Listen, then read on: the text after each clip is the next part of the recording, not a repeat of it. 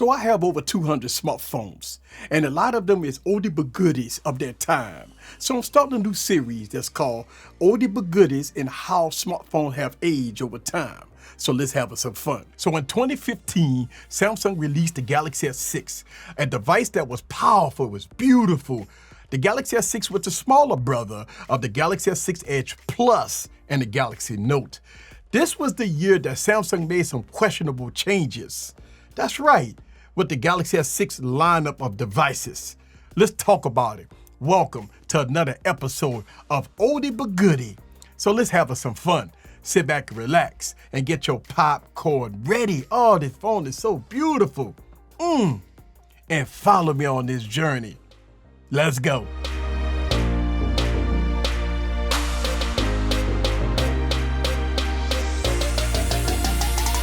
What's up, guys? This is Eric back with another video. So the Galaxy S6 was a beautiful device that fit really good in the hand. Absolutely gorgeous. Fit really good in the hand.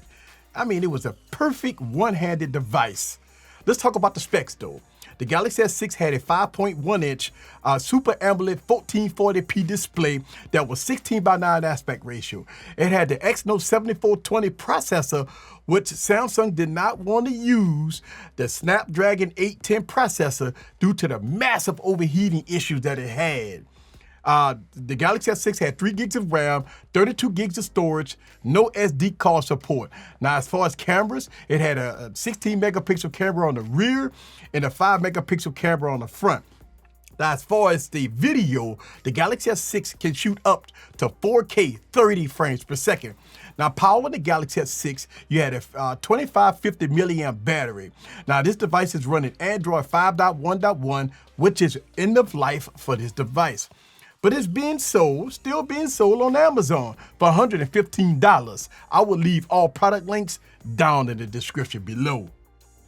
So why do I say Samsung made some questionable changes here, right, with the Galaxy S6 and 6 Edge Plus to the Galaxy Note? Well, this was the year that Samsung started taking away features.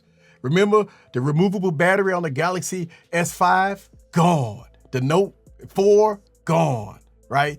And the battery life on this device was horrible. I mean, look, remember SD card support on the earlier devices? Guess what? Gone. The Galaxy S6 costs about $649 to $699 for 32 gigs. And if you wanted more storage, you had to pay more. Well, some people felt like they got robbed at the high prices for less features. That's right. High prices, less features. Sound like Samsung, don't it? Plus, the battery life, again, on this device was not that great. The Note 5 and the Galaxy S6 Edge Plus had horrible battery life.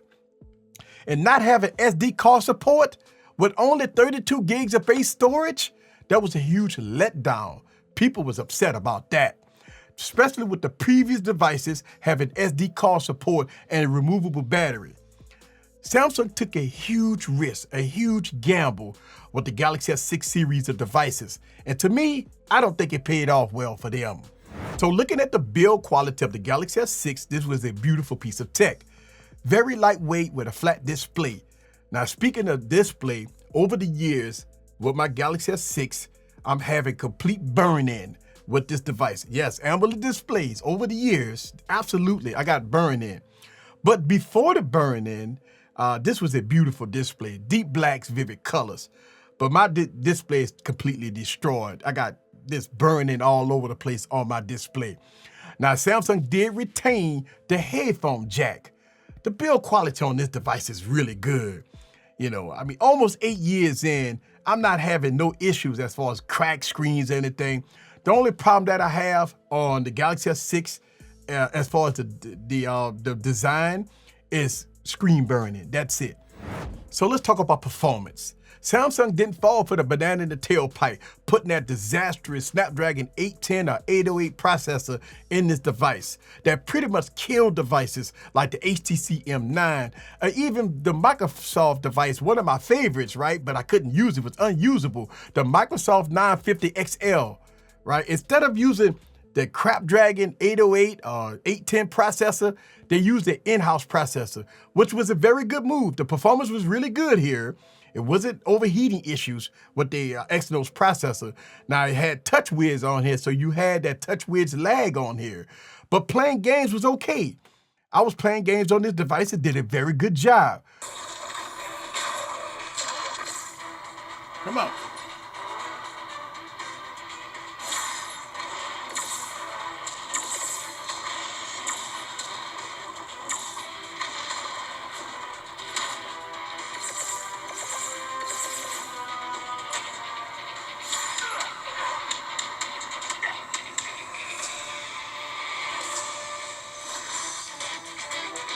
Now let's talk about these cameras, or this camera. Samsung cameras was really good, was on point. But the problem is that since I get very poor battery life, maybe about an hour of screen on time, when I went out to the park to try to shoot some footage, the battery here just didn't last that long. But I did get an opportunity to shoot some stills. As you can see, some stills that I did shoot.